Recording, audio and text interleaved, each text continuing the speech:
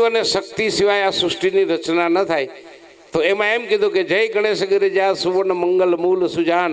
કહત અયોધ્યા દાસ તુમ દેત અભય વરદાન. હે ગણપતિ મહારાજ, સર્વ વિઘ્નોને હરી એવા આપણા લોકલાડીલા કલાકાર અમુભાઈ લાવડિયા એ પણ ગણપતિ બેસાડવાના છે. પણ એની પહેલાં એક વંદના ભગવાન શિવને આ બધાય વતી આજ બેનને મારે અર્પણ કરવી છે. મને કાલી ગેલી ભાષામાં જે આવડે કે જય ગિરિજાપતિ દીન દયાલા સદાકર સંતન પ્રતિભાલા ભાલચંદ્રમાં સોહતની કે કાન में कुंडल नागफिनी के अंग गोर सिर गंग बहाय मुंड मारतन छा लगा वस्त्र खालवा गंबर सोहे छवि को देखी नाग मुनि मोहे मैना मातु के हुई दुलारी वामन शत्रु छकारी नंदीन गणेश सोए कैसे सागर मध्य कमले जैसे कार्तिक श्यामोर गणरावी से जातन गाऊं देवन जबी जय पुकारा तभी दुख प्रभु आप निवारा क्या उपद्रव तारक भारी देव ट्रोप उठाऊं लोहिम निस्माही गिराऊं आप जलंधर असुर सहारा सुयस तुम्हारा विदित सहारा त्रिपुरा सरसंग युद्ध बचाए सभी कृपा कर लीन बचाए किया तभी भगृत भारी पूर्ण प्रतिज्ञा तासु पुरानी दानी में तुम कोई नहीं सेवक स्तुति कर सदाए वेद नाम में मात गाय अगतनादि भेद नहीं पाई प्रगति आंति मंथन में ज्वाला नीलकंठ तब नाम कहाए पूजन रामचंद्र जब कीना जिनके लंक विभीषण दीना किन्ह परीक्षा तभी पुरानी एक कमल प्रभु राखो जोई कमल नयन पूजन चाहे सोई कठिन भक्ति देखी प्रभु शंकर भयन प्रसन्न दिए इच्छित वर के जय जय अनंत अविनाशी करत कृपा सबके घटके वासी दुष्ट सकल मोहि सतावे भ्रमत रहे मोहि चैन ना आवे ते त्राही त्राही में नाथ पुकारूं ए अवसर मोहि आनी उगारो ले त्रिशूल शत्रुन को मारो संकट से मोहि आनी उगारो मात पिता भ्रात सब कोई पर संकट में पूछत नहीं कोई स्वामी एक आस तुम्हारी अब हर हूँ भारी धन निर्धन को देत सदाय जो कोई मांगे वो फल पाए विधि करो तुम्हारी छमु नाथ अब चुक हमारी शंकर हो संकट के नाशन विघ्न विनाशक मंगल कारण योगी यति मुनि ध्यान लगावे शारद नारद शीश नमावे नमो नमो जय नमः शिवाय सुर ब्रह्मादिक पार न पाए जो ब्रह्मा जी आनो पार नहीं पामी सका सुर ब्रह्मादिक पार न पाए जो पाठ करे मन लाई तापे रहे शंभु सहाय रुनिया जो कोई अधिकारी पाठ करो सो पावनहारी पुत्र होन कर इच्छा कोई निश्चित शिव प्रसाद ते ही होई पंडित त्रयोदशी को लावे ध्यानपूर्वक होम करावे त्रयोदशी व्रत हमेशा तन नहीं ताके रहे कलेसा धूप दीप नैवेद्य चढ़ावे अनंतवास शिवपुर में जावे मोदास को आस तुम्हारी जाने सकल दुख हरहो मारी नित्य नेम का प्रार्थी पाठ करे चालू त्या पण संतोए सुंदर मजानु कीधुं के ई श्री कली मेघा प्रभा जीवन ज्योति प्रचंड शांति क्रांति जागृति प्रगति रत्ना शक्ति अखंडा जगत जननी मंगल करनी कलिमल दहनी अक्षर 24 परम पुनीता इनमें बसे शस्त्र सौ गीता सतगुणी शत्रुपा सत्य सनातन सुधा हंसारूढ़ सितंबर धारी सुवर्ण कांति सूचि गगन बिहारी पुस्तक है जो कोई तरह संकट से सरस्वती लक्ष्मी तुम काली दीपे तुम्हारी ज्योत निराली तुम्हारी महिमा पर्ण पावे चार वेद की मात पुनीता तुम ब्रह्माणी गौरी सीता महामंत्र जितने जगमाई कहूँ गायत्री समनाय सुमिरत हे में ज्ञान प्रकाशे आलस पाप अविद्या नाशे सृष्टि बीज जग जननी भवानी आखी सृष्टि ने रचना त्याथी थई छे एना करता हूँ एम कहूँ के बधाय करता आपणी माने आ जगत में कोई पहोंचवानुं ज नथी तो ए दिग्वंत आत्मानुं कल्याण थाय अने आपणा किशोरपरी नाथापुरी આપણે દીપ પ્રાગટ્ય કરીને સંતવાણી જેને તારા લોચની રાણી અને વિપત પડ્યા તે નીચ ઘેરે ભર્યા પાણી ભલા માણસ હે તો આનાથી કોઈ મોટું આપણે જગતમાં ચક્રવર્તી મહાન માનધાતાઓ હતા તો આપણે તો એક સામાન્ય પામર માણસ કહેવાય અને પરમાત્મા એવી બધાને સદબુદ્ધિ આપે અને ગામ છે એ રામ છે ને અમારો પરિવાર એ ગામ અમારા ગામના ગામ હોય નહીં અને હોય તો હકણા રહી નહીં એટલે ગામના ગામ હોય જ નહીં એમ એટલે આ જે કાંઈ તમારું છે તમારે દીપાવું એ ગામની શોભા છે અને ખરેખર એવું સુંદર મજાનું એમ થવું જોઈએ આત્માને કે અમે ભલે લાલપૈડા ગામની અંદર છીએ અને અમારો પરિવાર બહુ મોટો છે તો આવા બધાને ખૂબ ખૂબ ધન્યવાદ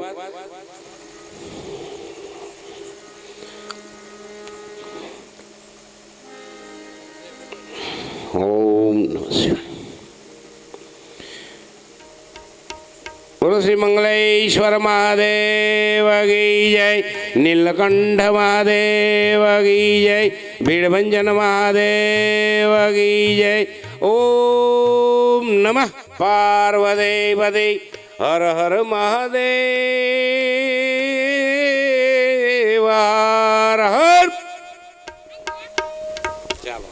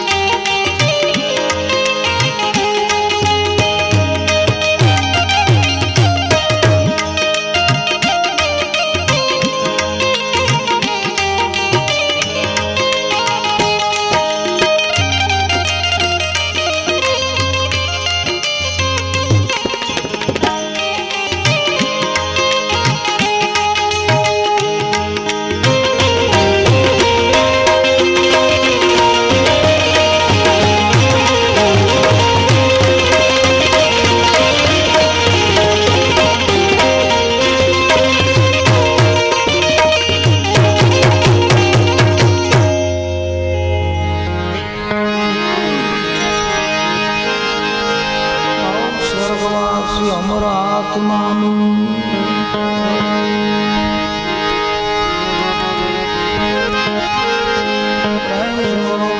પાર્વતી પતા હર હર મહાદેવ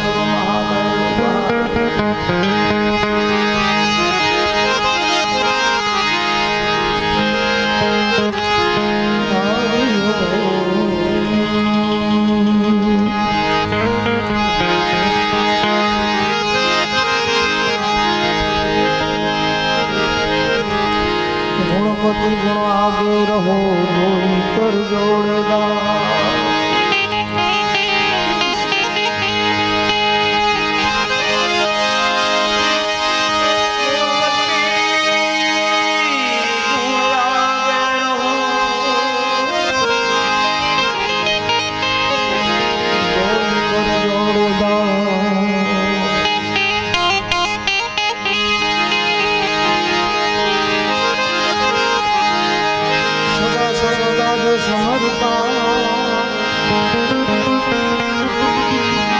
कोई गुण न आवे पास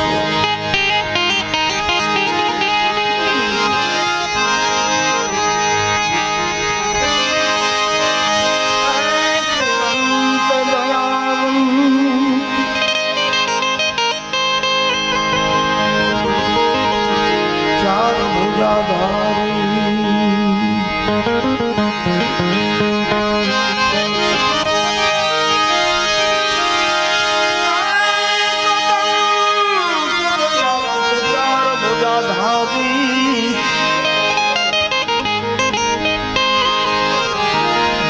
की सवारी सोहिए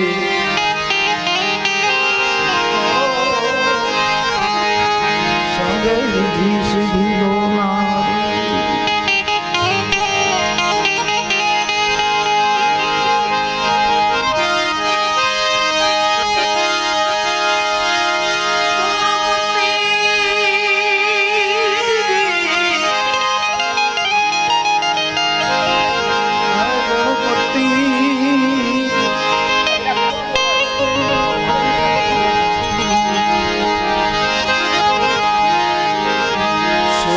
मिले नहीं सरस्वती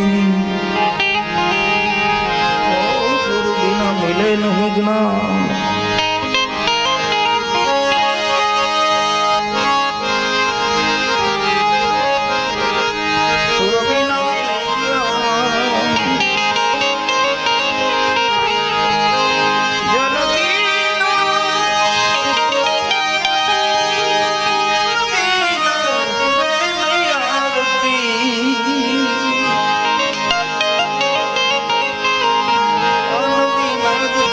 नहीं